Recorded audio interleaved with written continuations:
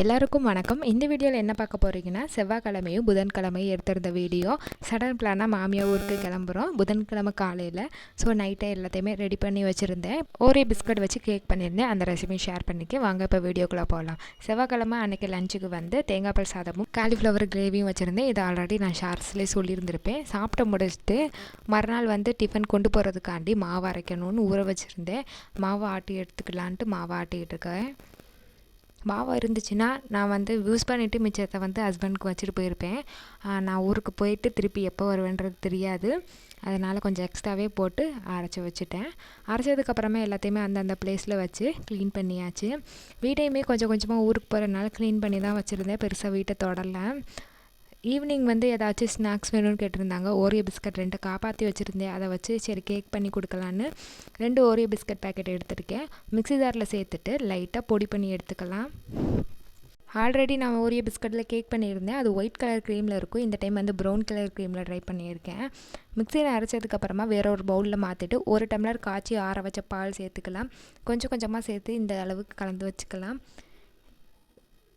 கொஞ்சமாக சோடா உப்பு, sugar பத்தாதனால 1 table spoon அளவு சுகர் ஆட் பண்ணியிருக்கேன். அதே சேர்த்து நல்லா கலந்துக்கலாம். இதோட கொஞ்சமாக நட்ஸ் சேர்த்துருக்கேன். முந்திரியும் திராட்சையும் இருந்தனால அதை மட்டும் ஆட் பண்ணியிருக்கேன். அதையும் சேர்த்து நல்லா கலந்துக்கலாம்.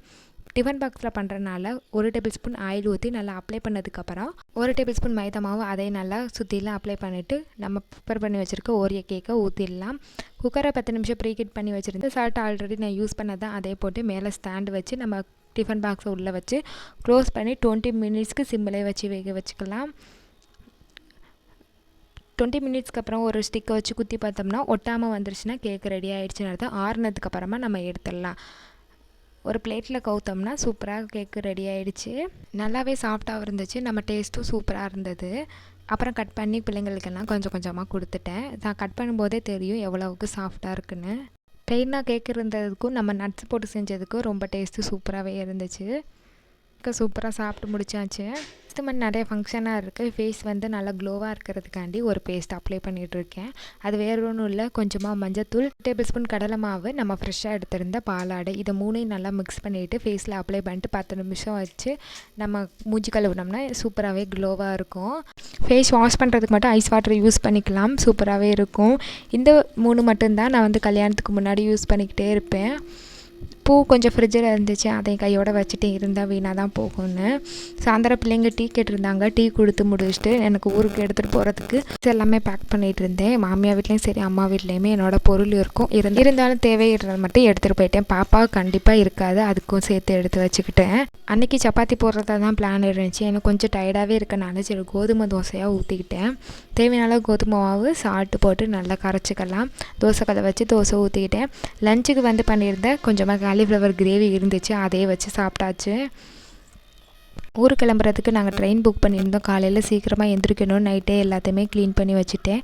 மறுநாள் காலையில் முதல் நாள் அரைச்சி வச்சிருந்த மாவு நல்லா பொங்கி வந்துருந்துச்சு. இட்லி ஊற்றிக்கிட்டேன். இட்லிக்கு சைடிஷாக எங்களுக்கு பிடிச்ச தக்காளி சட்னி தான் பண்ணியிருந்தேன். ஒரு சைடு இட்லியை ஊற்றிட்டு இன்னொரு சைடு வந்து தக்காளிக்கு சட்னிக்கு வெங்காயம் கட் பண்ணிவிட்டு தக்காளி சட்னியை ரெடி பண்ணிட்டேன்.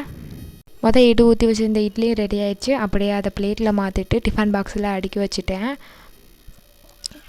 எல்லா இட்லியும் ஊற்றிட்டு மிச்சம் இருக்க மாவையும் ஃப்ரிட்ஜில் ஸ்டோர் பண்ணி வச்சுட்டேன். 2 நாளைக்கு ஹஸ்பண்ட் ஊற்றிக்குவாங்க. சட்னியை அரைச்சிட்டு டிஃபன் பாக்ஸில் ஊற்றி வச்சுக்கிட்டேன். தேவையான பொருள் எல்லாமே எடுத்து வச்சுக்கிட்டே இருந்தேன் சைட் பை சைடாக. கொஞ்சமாக சின்ன வெங்காயம் தக்காளி இருந்துச்சு. இங்கே இருந்தால் வேஸ்ட்டாக தான் போகணும். அதையும் கவரில் போட்டு எடுத்துகிட்டு போயிட்டோம். சமையல் ஒர்க்கை முடிச்சுட்டு நானும் அப்படியே ரெடி ஆகிட்டேன். மாமியார் வீட்டுக்கு எத்தனை ரீசனில் வந்திருக்கோம் அப்படின்றத நெக்ஸ்ட்டு போடுற லாங் வீடியோவில் நான் ஷேர் பண்ணுறேன். ரெடி ஆகிட்டு அப்படியே கேப் புக் பண்ணியிருந்தோம். அப்படியே கிளம்பிட்டோம் ஸ்டேஷனுக்கு. ஹோப் இந்த வீடியோ உங்களுக்கு பிடிச்சிருக்கு நம்புகிறேன். இந்த வீடியோட நம்ம எண்டுக்கு வந்தாச்சு. நம்ம சேனலில் ஃபஸ்ட் டைம் பார்க்குறீங்கன்னா மறக்காமல் சப்ஸ்கிரைப் பண்ணி பாருங்கள், சப்போர்ட் பண்ணுங்கள். பிடிச்சிருந்தால் லைக் பண்ணுங்கள். இன்னொரு வீடியோவில் பார்க்கலாம். பாய்.